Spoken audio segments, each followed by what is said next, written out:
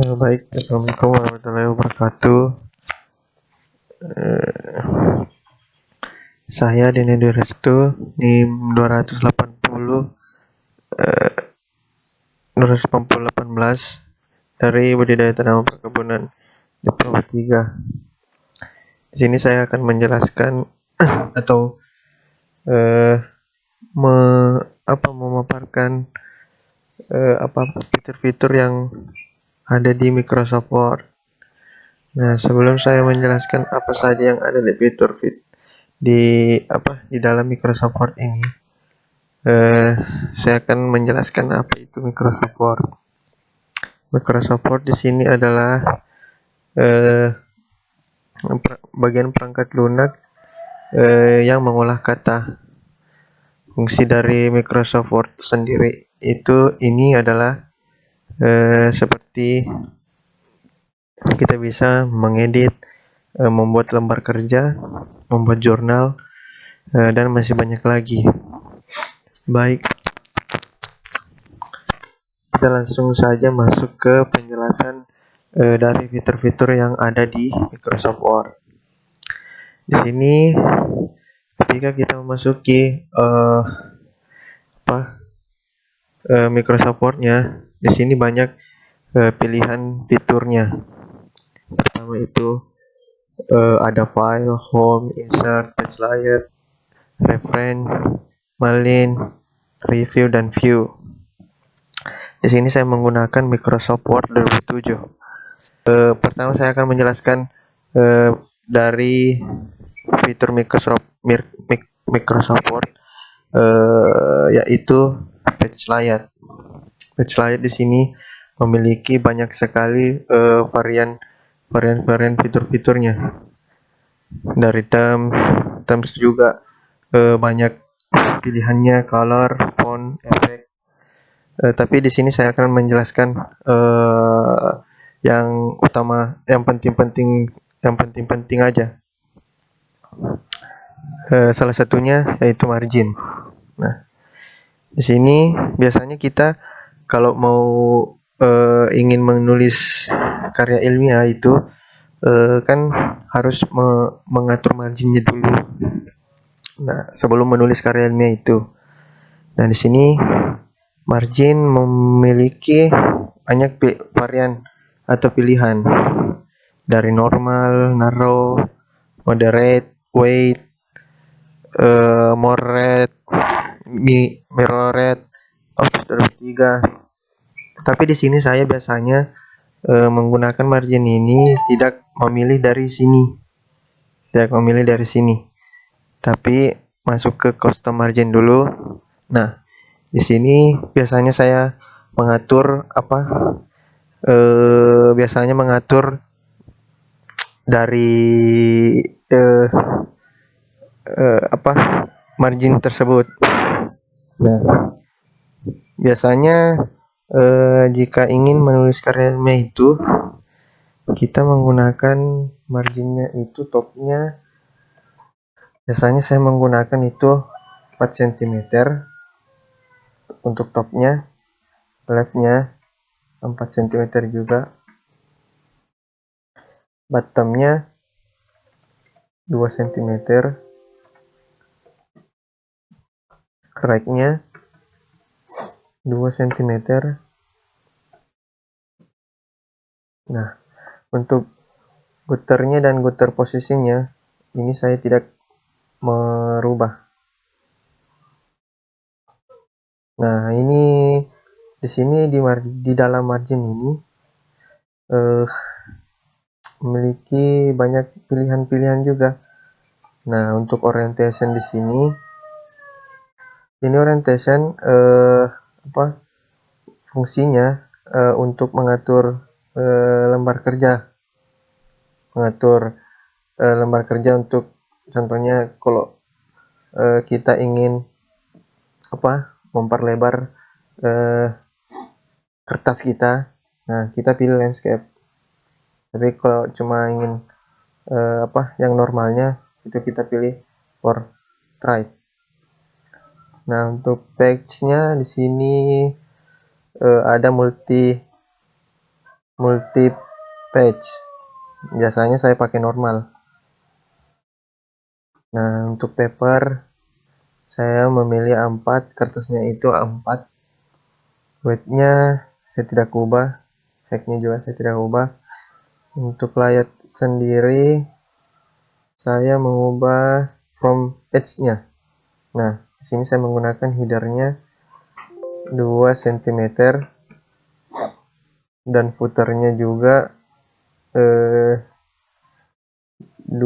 cm. Untuk page-nya vertikalnya tetap saya pakai top. Nah, dan di sini tidak ada yang saya ubah. Terus kita oke.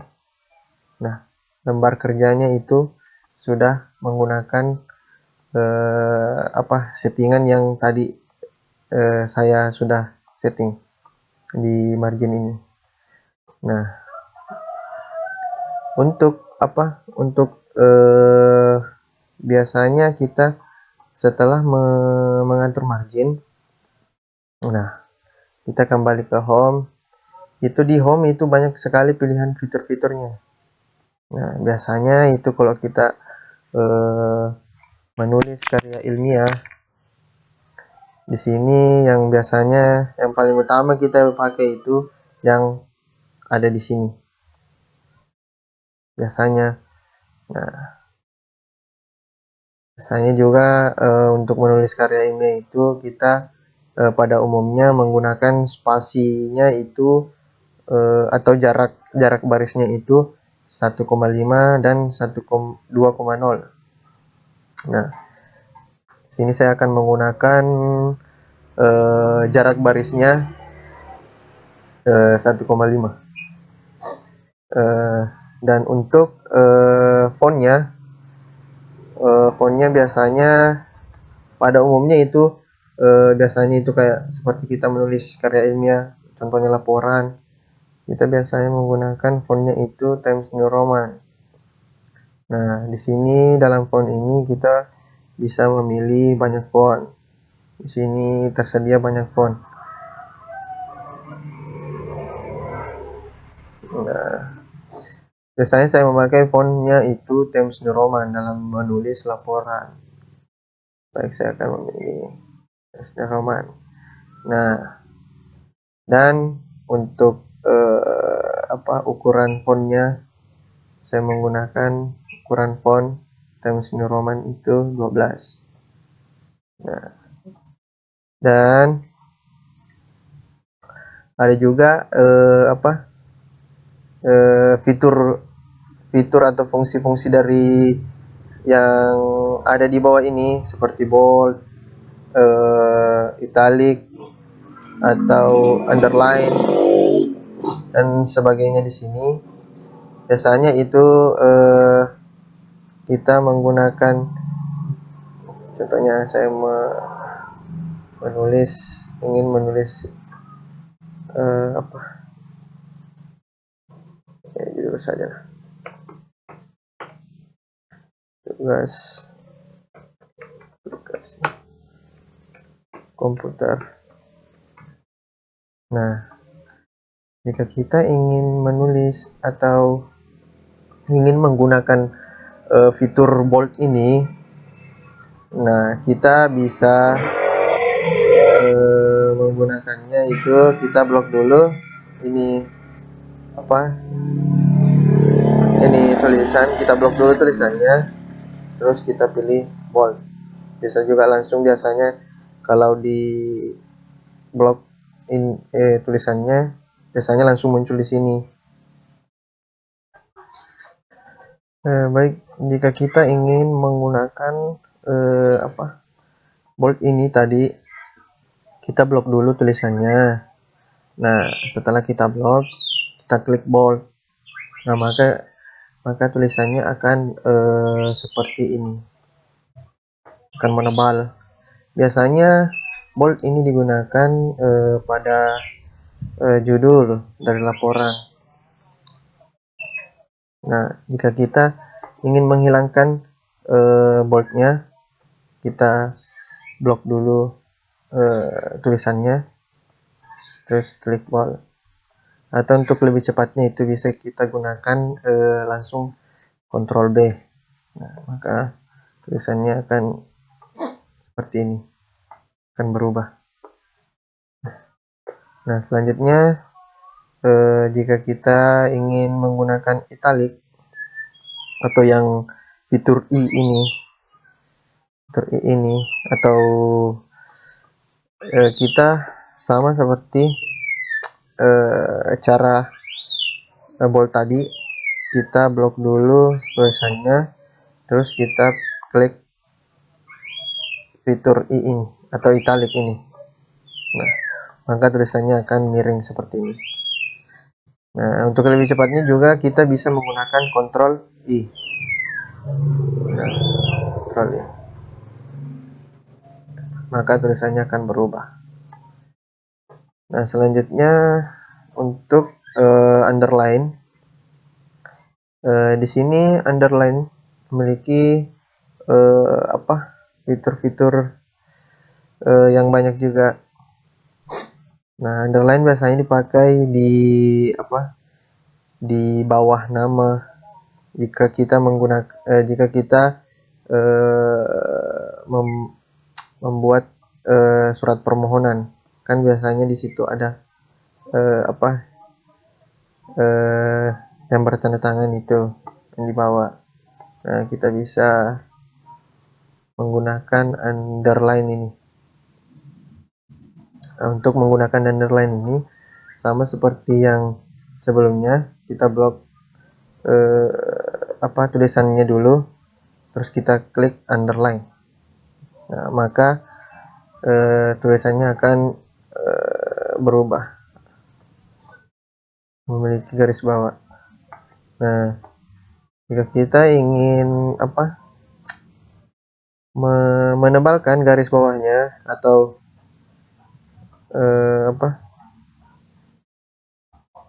kita ingin garis bawahnya itu lain-lain atau ingin kita ubah, bisa kita pilih banyak, mau tebal, mau garisnya tebal, garis dua, garis putus-putus, ini terserah kebutuhan kita masing-masing ya. Oke.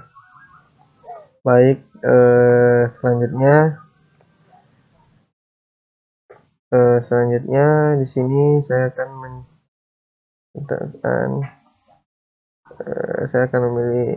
menjelaskan tentang fitur yang ini, yang strike through. Nah, di sini fitur strike through ini sama seperti tadi. Jika kita ingin menggunakan, kita blok dulu tulisan ini atau kata ini, terus kita klik, maka tulisannya akan berubah. Nah, dan selanjutnya jika kita ingin menonaktifkan, kita blok katanya, terus kita klik. Maka katanya akan, atau teksnya akan berubah. Selanjutnya fitur subscribe. Untuk subscribe ini biasanya kita digunakan pada penulisan seperti kayak contohnya O2, oksigen. Kita bisa blok ini yang kedua, terus kita blok katanya, terus kita klik X2 nya. Nah,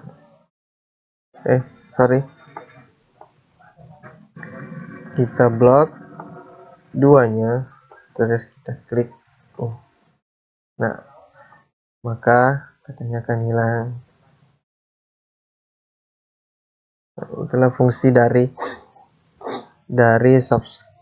subscribe ini. Atau untuk lebih cepatnya kita bisa bisa menekan Ctrl sama dengan, maka hurufnya akan berubah. Nah, selanjutnya untuk fitur subscribe yang satu ini biasanya digunakan itu dalam tulisan dalam tulisan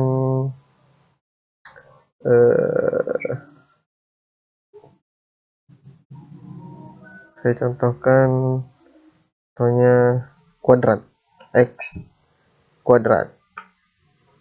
Nah, jika kita ingin menggunakan superscript ini, kita blok angka 2-nya, terus kita klik superscript ini. Nah, maka angka 2-nya akan di atas X. Biasanya ini digunakan dalam jika ingin menuliskan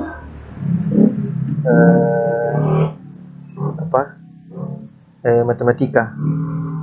Nah, ini yang dua kita pergunakan. Nah, untuk selanjutnya, dan untuk yang seperti ini alin teksnya. Nah, ini biasanya jika kita ingin mengatur tata letak suatu laporan. Contohnya teksnya kita ingin letakkan di bagian kiri, teks contohnya ini. Saya ingin letakkan di tengah. Nah, maka kita klik center atau Ctrl E lebih cepatnya. Nah, jika kita ingin teksnya ini ke kiri, kita bisa pilih align text left atau Ctrl L. Nah, maka teksnya ini akan berpindah ke kiri. Begitupun sebaliknya, jika kita ingin teksnya ke kanan, kita pilih align text right atau Ctrl R. Nah, maka teksnya akan ke kanan. Ini fungsinya untuk mengatur teks. Dan ini justivity, ini untuk mengatur jika laporan kita aturannya itu kurang rapi, maka kita klik ini, maka teks dari laporan kita itu akan rapi. Selanjutnya saya ingin menjelaskan fitur yang ada di insert, yaitu salah satunya ya seperti header, footer, page number, dan nanti juga ada kolom. Di sini pertama saya akan menerangkan bagaimana cara menggunakan drop cap. Pertama itu drop cap. Nah, jika kita ingin menggunakan fitur drop cap ini, nah, kita bisa pilih di sini. Jika kita ingin mengaturnya, kita pilih yang paling bawah. Nah, untuk pengaturannya itu kita bisa tulis di sini. Jika kita ingin tulisan S ini berada di 4 baris dari sini, 1 2 3 4, kita bisa mengatur di sini line to drop-nya menjadi 4. Terus kita oke, maka huruf S-nya itu akan berada di 4 baris ini. Nah, begitupun sebaliknya, jika kita ingin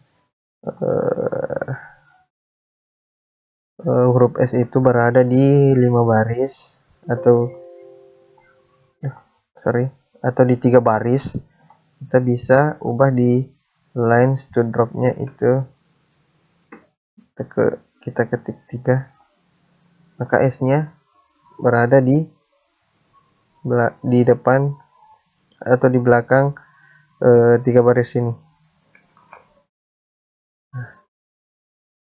Itu untuk cara pemakaian drop cap. Dan selanjutnya penggunaan header. Nah, sebelumnya mungkin teman-teman pernah menggunakan header, footer, dan page number itu dalam penulisan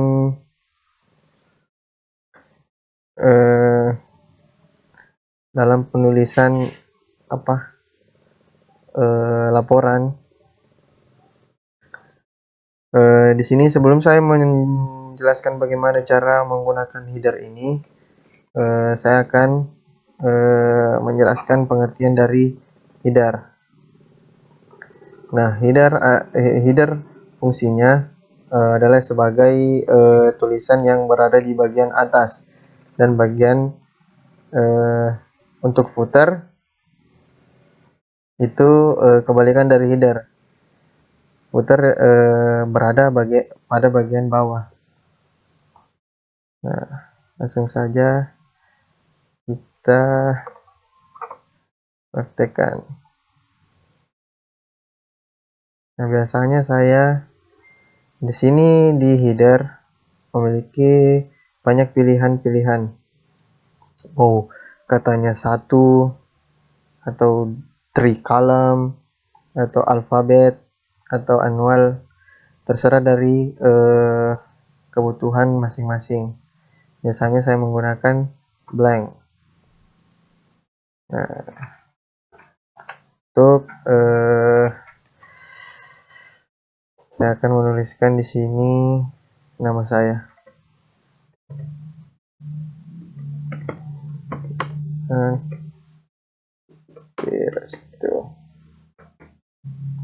Nah, di sini kita juga bisa mengatur fontnya. Kita blok dulu ini namanya, terus kita ke home, kita pilih fontnya itu terserah mau pilih yang mana. Saya di sini akan pilih Showcard Gothic. Nah, maka nama saya akan berubah seperti ini. Nah, ini otomatis akan mengikut ke halaman-halaman berikutnya. Jika kita ingin menghilangkan nama kita yang di halaman awal ini, kita bisa pergi ke desain, terus pilih maka nama kita akan hilang, tapi di halaman berikutnya tidak hilang. Itu untuk penggunaan untuk mengembalikan, kita klik default ini, hilangkan tanda checklistnya, maka namanya akan muncul. Ini untuk header.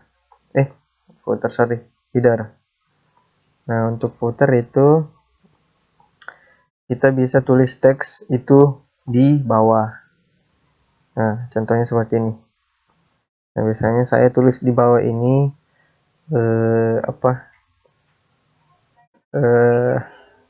laporan ini, contohnya laporan bahasa Inggris.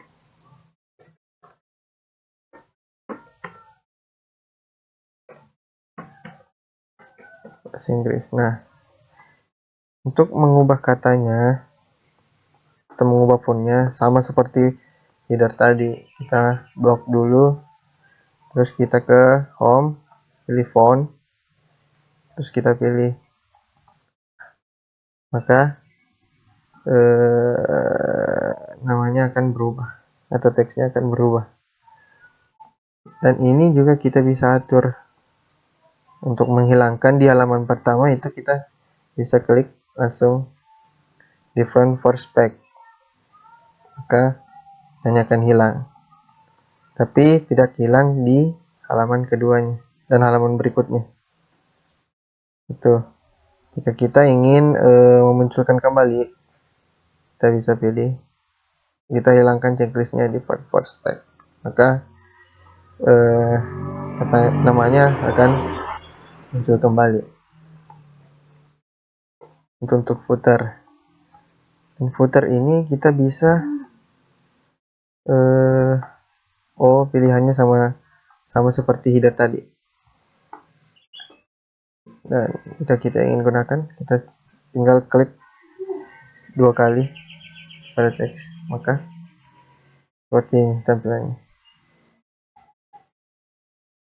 Nah, selanjutnya yaitu page number. Di sini page number biasanya digunakan untuk menambahkan nomor halaman. Nomor halaman ini banyak pilihannya. Mau simpan nomor halamannya itu di atas kah, di bawah kah, atau di di samping kah, tergantung kebutuhan masing-masing. Ini saya akan contohkan menggunakan page number-nya. Kita menggunakan page number di bawah saja. Nah, di sini page number untuk di bawah ada pilihannya, bisa di bawah kiri, tengah, atau bawah kanan. Tergantung lagi dari kebutuhan masing-masing.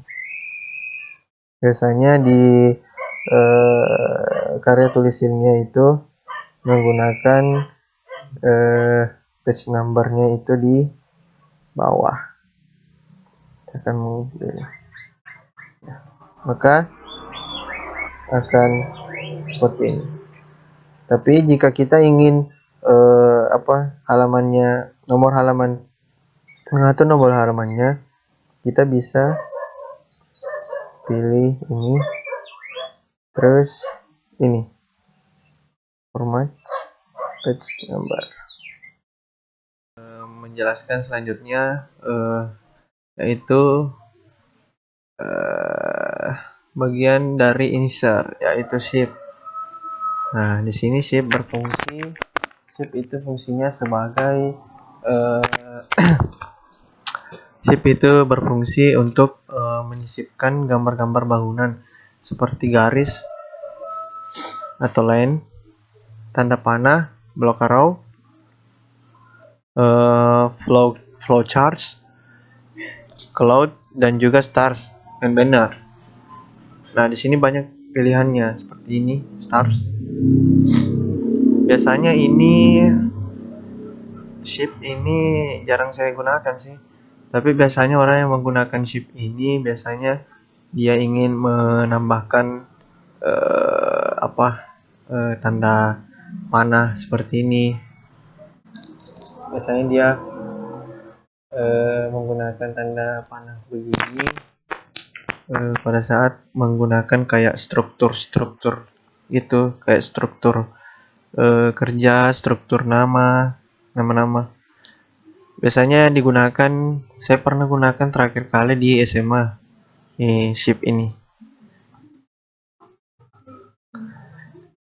Sini shift banyak pilihannya, tergantung dari kebutuhan masing-masing. Kita bisa pilih kotak ini, ya, tergantung selera masing-masing aja. Dan di sini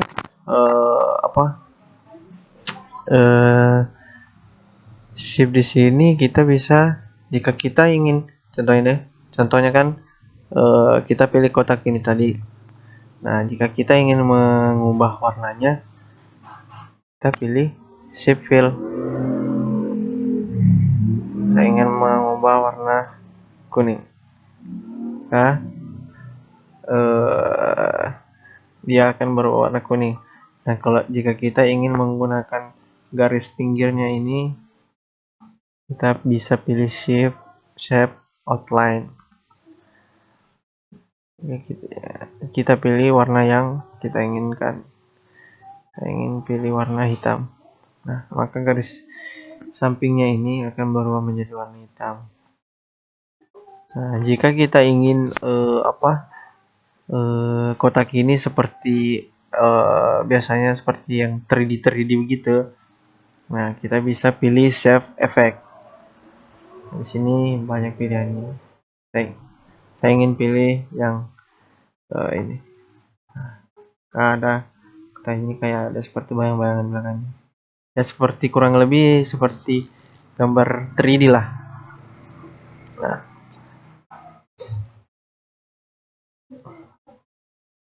seperti ini. Nah, adapun apa menu insert yang biasanya orang gunakan itu jika ingin memasukkan gambar dari file yang sudah diambil di internet. Nah, kita bisa pilih di menu insert, terus pilih picture. Nah, picture ini fungsinya untuk memasukkan suatu gambar ke dalam lembar kerja yang kita buat. Gambar yang ingin Anda masukkan bisa dicari di file-file tempat Anda menyimpan data Anda. Nah, sini saya akan contohkan. Kita klik picture. Nah, saya ingin masukkan gambar yang sudah saya ambil di internet. Ini. Maka saya klik insert. Nah, maka gambarnya akan muncul di sini, di lembar kerja ini.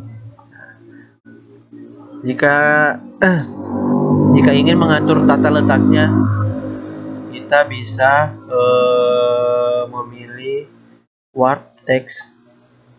Kita ingin gambarnya itu berada di belakang teks, di tengah teks, atau di depan teks, bisa juga, tergantung pilihan masing-masing. Saya ingin menyimpan gambar ini di belakang teks, maka saya akan pilih di behind text. Nah, maka gambarnya akan berada di belakang teks. Contohnya menulis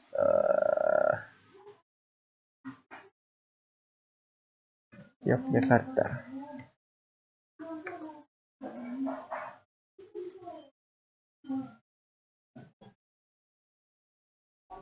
Bandung aja deh.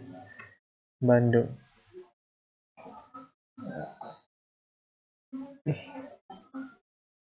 Di sini jika saya memindahkan di sini teks, maka teksnya akan berada di belakang.